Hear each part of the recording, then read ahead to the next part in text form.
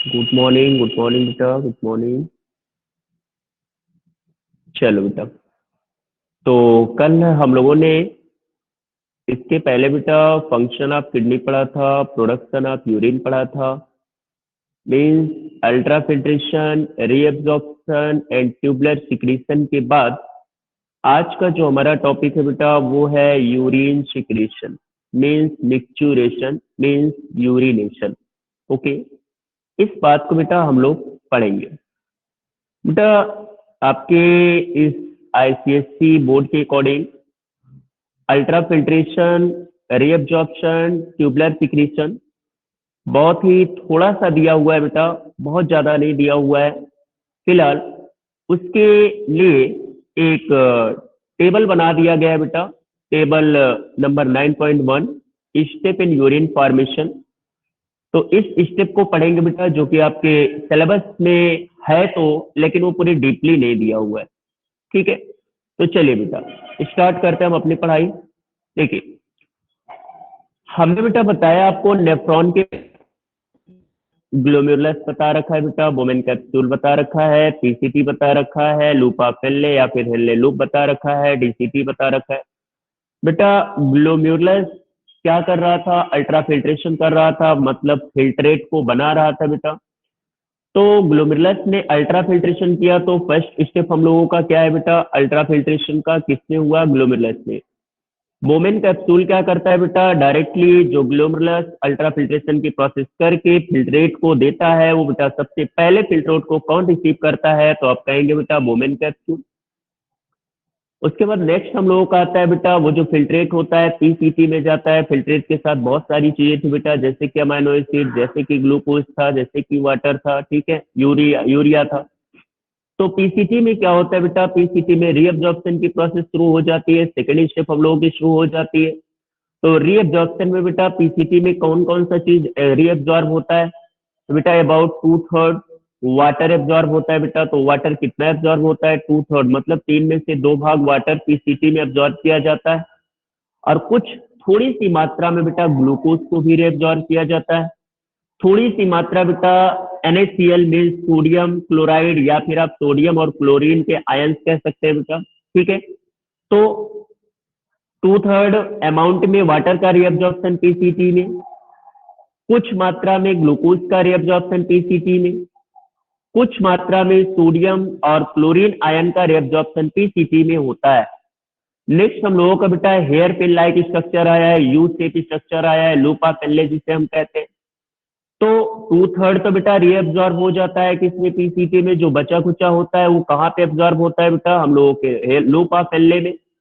तो वाटर का कुछ एब्जॉर्प्शन लूपा फेल्ले में भी होता है बेटा, और सोडियम आयन का एब्जॉर्प्शन लूपा फेल्ले में होता है। नेक्स्ट बेटा डीसीटी की बात आती है। तो जो अब आपके पास कुछ वाटर बचे हैं और कुछ जो सोडियम आयन तो पूरा बेटा हो गया।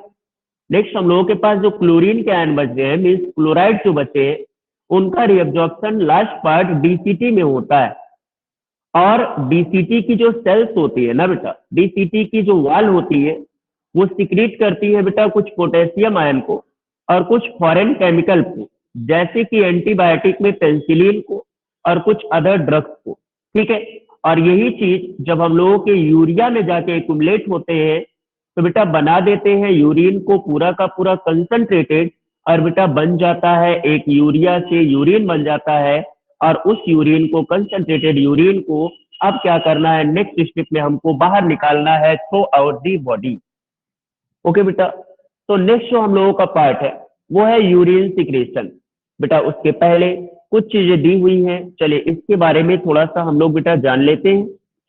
ये सभी जो स्टेप है ना बेटा, वो तो जितने भी स्टेप है, चाहे अल्ट्रा फिल्ट्रेशन का हो, चाहे बोमेन पीसीटी, या फिर लूप ऑफ एल इसमें रीअब्जॉर्प्शन का हो, डीसीटी में रीअब्जॉर्प्शन का हो, या फिर डीसीटी में फॉरेन पार्टिकल को ले करके, पेंसिलिन को ले करके, कुछ फॉरेन पार्टिकल कुछ ड्रग को ले करके, चाहे वो यूरिया बनाने की, यूरिन बनाने की बात हो बेटा, सब प्रोसेस में एनर्जी की आवश्यकता होती है। इस बात को ध्यान दीजिएगा। सारे प्रोसेस को, जितने भी प्रोसेस हो, ultra filtration, reabsorption, tubular secretion, जितने भी प्रोसेस हैं, सब में बेटा जरूरी होता है energy. Means requirement of energy as necessary for the step of urine formation.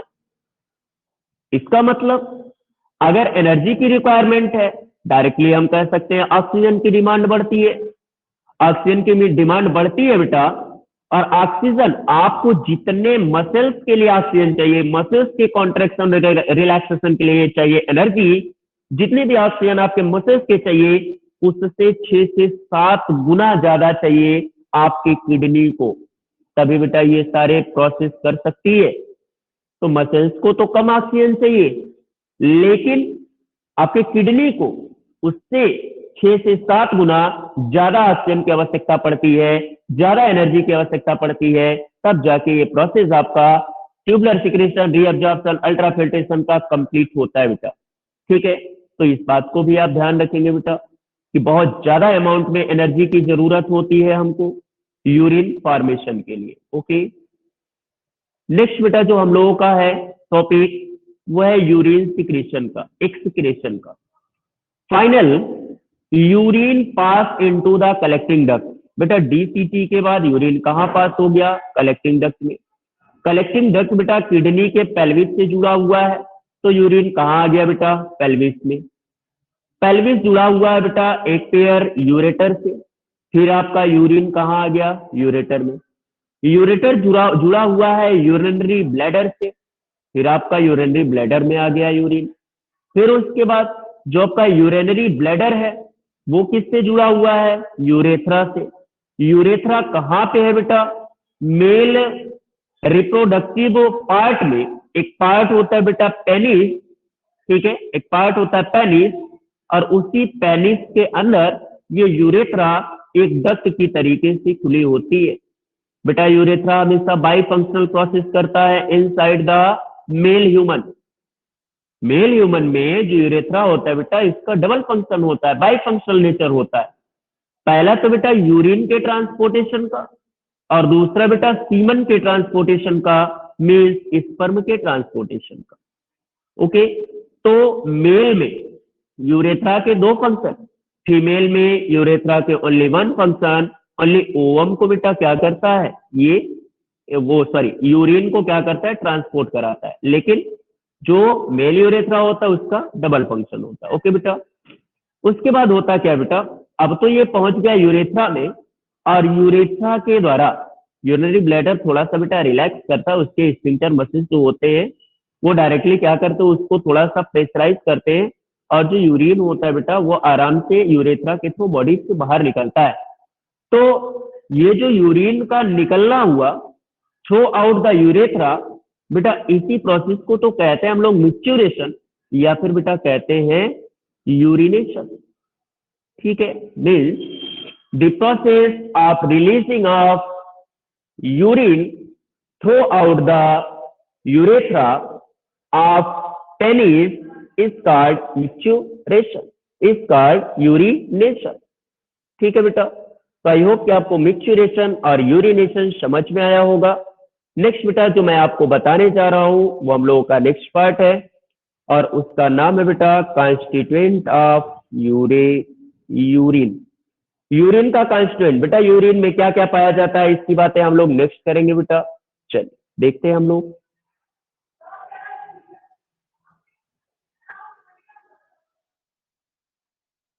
Okay बेटा, नेक्स्ट जो हम लोगों का टॉपिक है वो बेटा फिजिकल प्रॉपर्टी ऑफ यूरिया। ठीक है, यूरिन का फिजिकल प्रॉपर्टी क्या है बेटा? तो कलर में कैसा होता है? येलो कलर का होता है, क्लियर येलो होता है, या तो फिर बेटा आप उसको पूरे तरीके से बोल सकते हैं कि लाइट येलो होता है।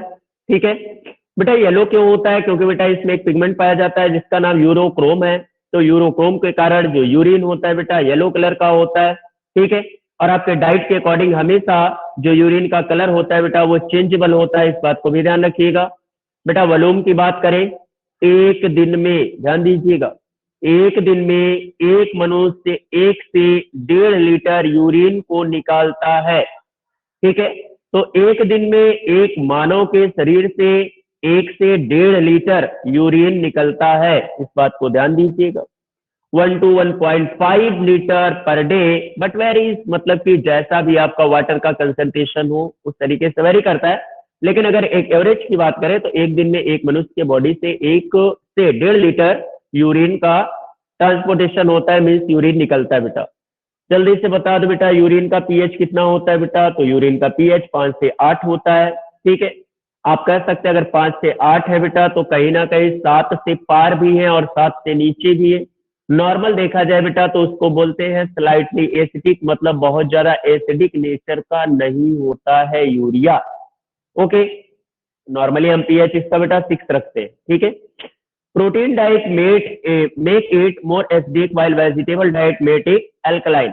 मतलब अगर आप अपने फूड में प्रोटीन को ज्यादा मात्रा में लेंगे बेटा तो इसके पीएच को ये कम करेगा, मतलब ये जाएगा एसिडिक नेचर की तरफ। लेकिन अगर आप अपने डाइट में वेजिटेबल ज्यादा लेते हैं बेटा तो ये जाएगा किसमें, 7 से पार, मतलब एल्कलाइन की तरफ। तो बेटा वैरी करता रहता है। अगर एवरेज की बात पूछेगा तो स्लाइटली एसिडिक होता है, मीन्स पीएच वैल्यू इसकी 6 होती है। ऑडोवर कैसा होता है बेटा, on standing the smell of urine become strong ammonia like due to bacterial activity, otherwise paint smell. मतलब बेटा अगर बैक्टीरियल का इन्फेक्शन हो गया, मीन्स बैक्टीरिया भी सिक्रीट हो रहे हैं, तो बेटा इसका जो स्मेल होता है, इसका जो ऑडोवर होता है बेटा वो अमोनिया के जैसा होता है, और नहीं तो ये पेंट स्मेल रखता है बेटा। पेंट कहने का मतलब आप समझ ही नहीं पाएंगे कि इसका स्मेल कैसा होता है। स्पेसिफिक ग्रेविटी इसमें कितना लगता है बेटा, 1.003 टू 1.035। बेटा नेक्स्ट हम लोगों का जो टॉपिक है बेटा, तो फिजिकल प्रॉपर्टी ऑफ यूरिन की बातें हमने कर ली। कलर कैसा होता है बेटा, कलर होता है क्लियर येलो कलर का होता है, मींस लाइट येलो कलर का होता है। क्यों होता है, due to the pigment present inside this skull urochrome. और आपके डाइट के अकॉर्डिंग ये जो कलर है यूरिन का बेटा वो चेंज होता रहता है। एक दिन में एक मनुष्य 1 से 1.5 लीटर जो यूरिन है उसको एक्सक्रीट करता है बेटा। पीएच वैल्यू कितनी होती है यूरिन की, तो बेटा अगर एक एवरेज के अकॉर्डिंग देखा जाए तो 6 होती है, लेकिन आपके डाइट के अकॉर्डिंग ये चेंज होती रहती है। अगर आपने डाइट में अपने प्रोटीन डाइट ज्यादा लिया, प्रोटीनियस सब्सटेंस ज्यादा लिया अपने डाइट में, तो बेटा ये एसिडिक होता जाएगा। लेकिन अगर आपने बेटा वेजिटेबल ज्यादा लिया तो बेटा ये कैसा होता जाएगा, एसिडिक नहीं होगा बल्कि एल्कलाइन की तरफ बेटा होता जाता है। ऑडोवर की बात करें बेटा, कोई ऑडोवर नहीं है, लेकिन ध्यान दीजिएगा अगर बैक्टीरियल एक्टिविटी है आपके बॉडी के अंदर तो अमोनिया लाइक स्मेल आएगा, अदरवाइज फेंट स्मेल होता है इसका यूरिन का। स्पेसिफिक ग्रेविटी इस पे कितनी लगती है बेटा, 1.003 टू 1.035। नेक्स्ट बेटा जो हम लोगों का है कॉन्स्टिट्यूएंट ऑफ यूरिन की बातें हम लोग करेंगे बेटा। बेटा यूरिन में ज्यादा मात्रा में बेटा वाटर होता है, समझ लीजिएगा। The normal human urine consist of about 95% of water and 5% of solid waste dissolve in it. तो बेटा 95%, 95% यूरिन में वाटर होता है और 5% में कुछ सॉलिड वेस्टेज होते हैं जो कि बेटा उसी वाटर में घुले हुए होते हैं। The percentage of solid wastage में slightly vary according to the food taken and according to the time after taking food, but usually these are approximately in gram per litre of urine.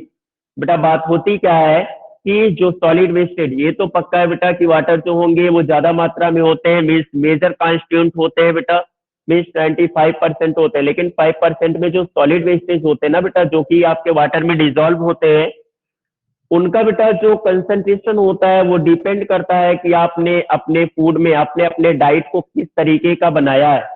ठीक है, means अगर आपने absorbable food को खाया है तो बेटा बॉडी के द्वारा एब्जॉर्ब कर लिया जाएगा। लेकिन बेटा अगर आपने एब्जॉर्बल फूड मटेरियल को नहीं लिया है तो क्या होगा, यूरिन के थ्रू बाहर निकलेगा या तो फिर बेटा फीकल मैटर के थ्रू बाहर निकलेगा। तो आपके डाइट के अकॉर्डिंग बेटा वो होता है कि यूरिन किस तरीके से निकलेगा। यूरिन में जो 5% कॉन्स्टिट्यूएंट है बेटा यूरिया का, सॉलिड वेस्टेज का, वो किस तरीके से बेटा ये बॉडी से बाहर निकलेगा। तो आपके डाइट के ऊपर, आपके फूड के ऊपर बेटा पूरे तरीके से डिपेंड होता है। इस बात को ध्यान रखेंगे सभी बच्चे।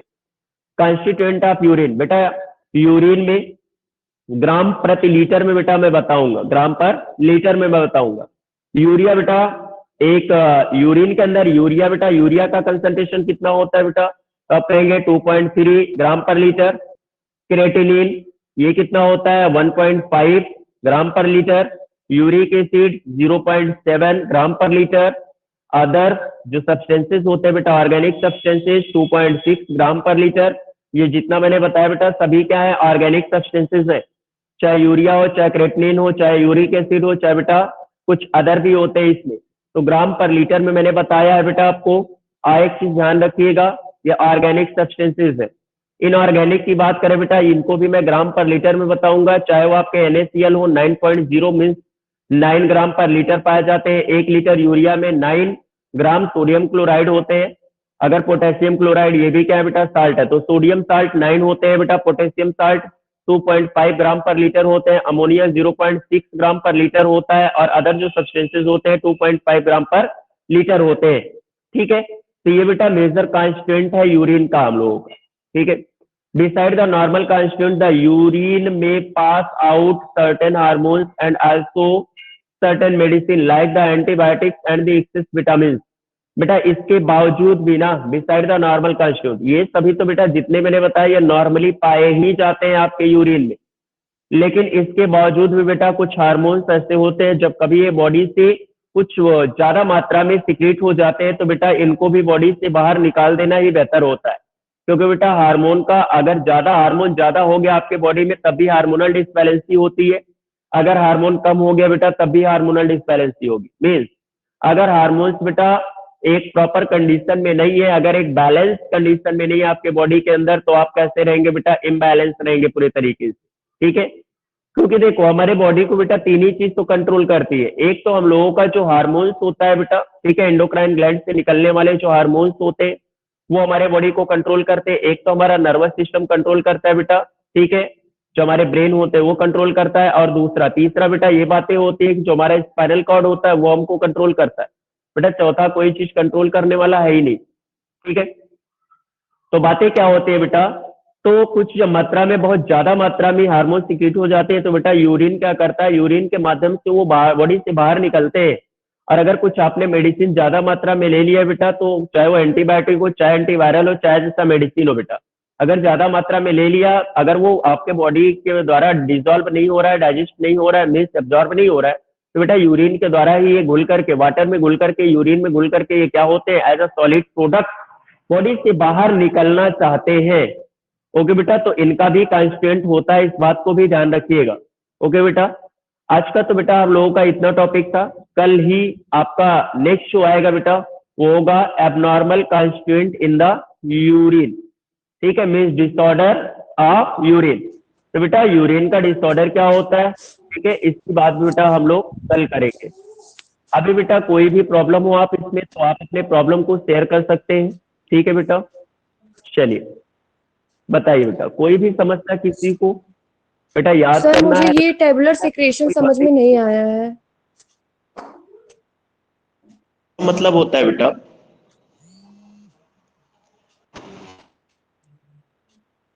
Just a second, just a second. देखो ट्यूबुलर सिक्रेशन का सीधा सा मतलब क्या होता है बेटा, ट्यूब्यूल्स के द्वारा कुछ चीजें सिक्रेट होती है और यूरिन का फॉर्मेशन करती है। बेटा आपको मैंने DCT बता रखा है, और ध्यान समझिएगा, मैंने आपको बेटा DCT बता रखा है, और DCT मतलब डिस्ट्रिक्ट कॉन्वोल्यूटेड ट्यूब्यूल्स, मतलब लास्ट पार्ट आपका जो कलेक्टिंग डक्ट होता है उसके पहले का पार्ट बेटा DCT कहलाता है। ओके, इतनी बातें क्लियर है। यस उसकी सर। जो सेल्स होती है वो पोटेशियम आयन सिक्रीट करती है। वो क्या करते हैं बेटा, पोटेशियम आयन सिक्रीट करती है और कुछ कॉन्स्टिट्यूएंट सिक्रीट करती है। तो बेटा ट्यूब्यूल्स के द्वारा सिक्रेशन ही तो हो रहा है, ट्यूबुलर सेल के द्वारा, ट्यूब्यूल ही तो है आपके DCT।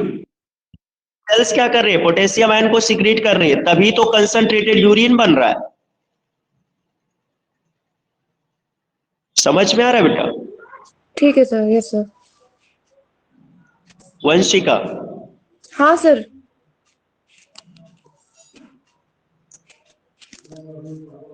सर आया सर। समझ में आ रहा है बेटा? आवाज नहीं आ रही, चैट में आ जाओ।